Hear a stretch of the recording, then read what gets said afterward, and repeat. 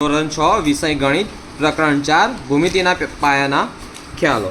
વક્ર એ રેખાખંડ નથી જે વક્રો સ્વયં ક્રોસ થતા ન હોય, એટલે કે પરસ્પર ન છેદે તો તેને સાદો વક્ર કહેવાય. બરાબર છે. જેમ કે દેખો તમે આગળ, મતલબ કે હવે દેખો આગળ કે વક્રના બે પ્રકાર છે. એક તો ખુલ્લો વક્ર જેને ઓપન કર્વ કહેવાય, બીજો આવે બંધ વક્ર જેને ક્લોઝ કર્વ કહેવાય. બંધ વક્રના ત્રણ ભાગો છે: વક્રનો અંદરનો ભાગ, વક્રની હદ ને વક્રનો બહારનો ભાગ. હવે ધ્યાન આપજો, આ વક્ર શું છે તમને સમજાવજો. અહીં શું કીધું કે જે વક્રો સ્વયં ક્રોસ ન થતા હોય, એટલે કે પરસ્પર ન છેદે તો એને સાદા વક્રો કહેવાય. જો જેમ કે આ કોઈ પણ હું આકૃતિ દોરી છે, બરાબર? હા, આ જો આ કોઈ પણ આકૃતિ દોરી છે તો એકબીજાને છેદે છે તો કે આને સાદો વક્ર કહેવાય. બરાબર. આ પાછી કોઈ આકૃતિ દોરી છે, જો આ એકબીજાને છેદે છે ના, તો કે આને સાદો વક્ર કહેવાય. પછી આ ત્રીજી કોઈ આકૃતિ એકબીજાને છેદે છે ના, તો આને સાદો વક્ર કહેવાય. જો વક્રના બે પ્રકાર છે. એક તો ખુલ્લો, જો આ ખુલ્લો છે ને, આ ખુલ્લો છે, ને બીજો આ છે બંધ. પછી બીજો બંધ વક્ર એ રહ્યો. જો વક્રો કોને કહેવાય કે જેને પેન્સિલ ઉપાડ્યા વગર તમે પેન ઉપાડ્યા વગર દોરી શકો છે ને, પેન ઉપાડ્યા વગર દોરી શકો છો. હા, અને એકબીજામાં છેદતો ના હોય. આ સાદો, બરાબર ને? તો આ બંધ વક્ર, આ કેવો છે? બંધ. આ કેવો છે? સાદો વક્ર. આ કેવો છે? સાદો વક્ર.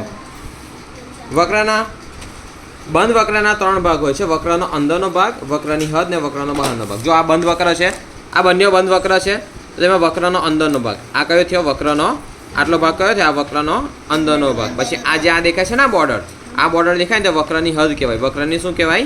હદ. જો હું લખી આપું છું: વક્રનો અંદરનો ભાગ, વક્રની સીમા અથવા વક્રની હદ. જેમ કે આ વક્રની હદ છે, આ વક્રની હદ છે, આ વક્રનો અંદરનો ભાગ છે, આ વક્રનો શું છે? અંદરનો ભાગ છે, અને આ વક્રનો બહારનો ભાગ છે. વક્રનો બહારનો ભાગ. જેમ કે વિચારો આ કોઈ ચોરસમાં હોય, બરાબર ને? આ બી અહીં કોઈ, આ વક્રનો બહારનો ભાગ, એની આસપાસ આ શું છે? બહારનો ભાગ. કયો ભાગ? બહારનો ભાગ. જો આ વક્રનો અંદરનો ભાગ, આ વક્રનો અંદરનો ભાગ, આ વક્રની હદ, આ વક્રની હદ ને આ વક્રનો બહારનો ભાગ. બહારનો ભાગ છે ને, કેટલા બધા ભાગ છે? બહારનો ભાગ છે. ચલો હવે ધ્યાન આપો કે દેખો રેખાખંડોથી બનેલા બંધ વક્રને છે ને, આ રેખાખંડથી બનેલો છે 1 2 3 4. પછી જો બીજું તમને બતાડું, ચોરસ પણ જો બનેલો છે ને, રેખાખંડિત બને ને. હા, જો રેખાખંડથી બનેલા બંધ વક્રને શું કહેવાય? બહુકોણ કહેવાય. શું કહેવાય? બહુકોણ. રેખાખંડોથી બનેલા બંધ વક્રને શું કહેવાય? બહુકોણ. બહુકોણને અંગ્રેજીમાં શું કહેવાય? પોલીગોન. શું કહેવાય? પોલીગોન. બહુકોણ બનાવતા રેખાખંડો એ બહુકોણની બાજુઓ છે ને, બહુકોણની બાજુ એકથી વધારે ખૂણા હોય બહુકોણ કહેવાય તેને. ઓકે, ને આ બહુકોણની બાજુઓ. ત્રણ બાજુ ધરાવતા બહુકોણને ત્રિકોણ. ત્રણ બાજુ ધરાવે, જો ત્રણ બાજુ ધરાવે છે તે આ બહુકોણને શું કહેવાય? ત્રિકોણ. અને ચાર બાજુ ધરાવતા બહુકોણને ચતુષ્કોણ કહેવાય છે. આની ચાર બાજુ છે, આની ચાર બાજુનો ચતુષ્કોણ કહેવાય. બહુકોણની જોડ જે બિંદુમાં મળે તેને શિરોબિંદુ કહેવાય. હવે જો આ બહુકોણની એક જોડ છે, જેમ કે નામ આપે AB CD, ABCD. તો જો આ AB છે ને, અને આ DC છે અથવા CD છે. તો દેખો ત્રણ બાજુ ધરાવતા બહુકોણને ત્રિકોણ હતા આપણે ભણ્યા કે ચાર બાજુ ધરાવતા બહુકોણને ચતુષ્કોણ કહેવાય. અને બાજુઓની જોડ જે બિંદુઓ મળે તેને શું કહેવાય? શિરોબિંદુ. હવે જો આ બન્યો AB અને આ AD જોડ કઈ મળે છે? A બિંદુમાં મળે તો આને શું કહેવાય? શિરોબિંદુ. તેને AD અને DC જોડ ક્યાં મળે છે? Dમાં. તો આને Dને કહેવાય શિરોબિંદુ, અને કહેવાય શિરોબિંદુ, અને કહેવાય શિરોબિંદુ. પછી જો આ બી ત્રિકોણ ABC છે, તો જો આને શું કહેવાય? શિરોબિંદુ. અને શું કહેવાય? શિરોબિંદુ. અને શું કહેવાય? શિરોબિંદુ. પછી અહીં બી અહીં શિરોબિંદુ છે, અહીં શિરોબિંદુ, અહીં શિરોબિંદુ ને અહીં શિરોબિંદુ.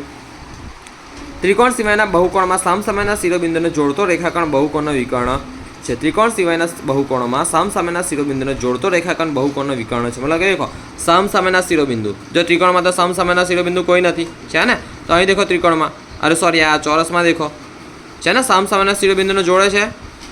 આ જે મેં આ તૂટક રેખા દર્શાવી છે તેને શું કહેવાય? વિકર્ણ. શું કહેવાય? વિકર્ણ. શું કહેવાય? તૂટક રેખાઓને, અંદરની રેખાઓને શું કહેવાય? અને વિકર્ણ. શું કહેવાય? વિકર્ણ. શું કહેવાય? વિકર્ણ. કયો કર્ણ? વિકર્ણ. સમજ પડી? હા. નીચેનાનો ઉપયોગ કરી બહુકોણ બનાવવાનો પ્રયત્ન કરો. જો 5 દિવાસળી હોય તો 5 દિવાસળીથી 5 એટલે કયો કોણ બનશે? પંચકોણ. કયો કોણ? પંચકોણ. 4 દિવાસળીથી ચતુષ્કોણ. 3 દિવાસળીથી ત્રિકોણ.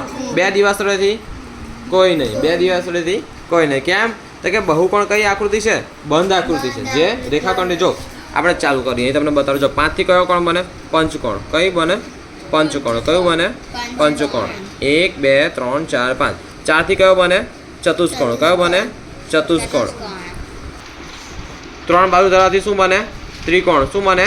ત્રિકોણ. પણ બે બાજુ ધરાવવાથી કંઈક બને? કંઈ ના બને. કેમ થાય કે બહુકોણ બંધ આકૃતિ છે, પણ આ શું છે? બે બાજુ. આ તો ખુલ્લી આકૃતિ થઈ ગઈ, તો આનાથી કોઈ બહુકોણ બને નહીં. બરાબર? બહુકોણ બંધ આકૃતિ જે રેખાખંડોથી ઘેરાયેલી હોય છે, અને બે દિવસના ઉપયોગથી કોઈ પણ આકૃતિ મતલબ કોઈ બંધ આકૃતિ બનાવી શકાય નહીં. બને બે આકૃતિ બે બાજુથી ના બને. ત્રીજી બાજુ જોવે ને ત્રીજી બાજુ હોય તો ત્રિકોણ થઈ જાય. બરાબર છે ને? તો બે દિવસથી બને નહીં. જો નીચેના વક્રનું ખુલ્લા અને બંધ વક્રમાં વર્ગીકરણ કરો. તો દેખો કે જેના છેડો એકબીજા સાથે જોડાતો હોય, જો અહીં લખ્યું છે જેના છેડો એકબીજા સાથે જોડાતો હોય તે વક્ર બંધ વક્ર કહેવાય છે ને. એકબીજા સાથે જોડાય છે, જેમ કે જો અહીં જોડાય છે ને, હા, તો આ શું કહેવાશે? બંધ વક્ર. પછી આના છેડા જોડાય છે તો આને કયું કહેવાશે? બંધ વક્ર. પછી આના છેડા જોડાય છે તો આને કયું કહેવાશે? બંધ વક્ર. કે જેના છેડો એકબીજા સાથે જોડાતા હોય તેને કયું વક્ર કહેવાય? બંધ વક્ર. અને જેના છેડો એકબીજા સાથે ના જોડાતા હોય તેને ખુલ્લું વક્ર કહેવાય. સિમ્પલ છે બગા, કશું આમાં અઘરું છે નથી. અને કહેવાય ને આ સરસ મજાની તમારા નવનીતમાં સરસ મજાની થિયરી આપી છે. ચોપડીમાં આવું આપણે ખોરવા છે ને તો બહુ ટાઈમ લાગે, એટલે હું તમને આમાંથી ભણાવું છું. બરાબર? ચાલો, તો સમજ પડી કે ખુલ્લો વક્ર કોને કહેવાય, બંધ વક્ર કોને કહેવાય? હે ને? કે જેના છેડો એકબીજા સાથે જોડાય તેને શું કહેવાય? બંધ વક્ર. અને ના જોડાય તેને શું કહેવાય? ખુલ્લો વક્ર. સમજ પડી? ઓકે, તો આવું જ કરવાનું છે પરીક્ષામાં. બરાબર છે? જો આજે આટલું ભણાયું, બરાબર છે? યાદ રાખો. તો યાદ રાખવાનું બકા સિમ્પલ આટલું તમારે અહીંથી લઈને અહીં લગીને બે વખત, અને આ દિવાસળીને ખાલી આકાર લખવાના. જેમ કે અહીં પંચકોણ છે, ચતુષ્કોણ છે, ત્રિકોણ છે, એના આકાર લખવાના છે. તો એ દોરવું હોય તો દોરજો. ના, આકાર લખજો ને દોરજો, બંને કરજે. આયરું બે વખત, આયરું પણ બે વખત, ને આયરું ખુલ્લો ને બંધ વગર આ ખાલી એક વખત. આ કેમ કે એટલું જ છે. હા, બે વખત લખો તો બે વખત બી લખી લેજો. બરાબર? કોઈ વાંધો નહીં. તો તમારું આજનું આટલું લેસન છે. આ બે વખત, આ બે વખત, આ બે વખત, ને આવતીકાલે તારે 19નો ઘડે બોલવાનો છે મોડે. તારે 19નો આવડે છે? આજે આવડે છે? બોલો. 19 1 19 19 2 38 39 57 79 76 55 114 114 117 133 19 153 19 171 બીજું કોણ બોલશે 19નો ઘડિયો? બોલો.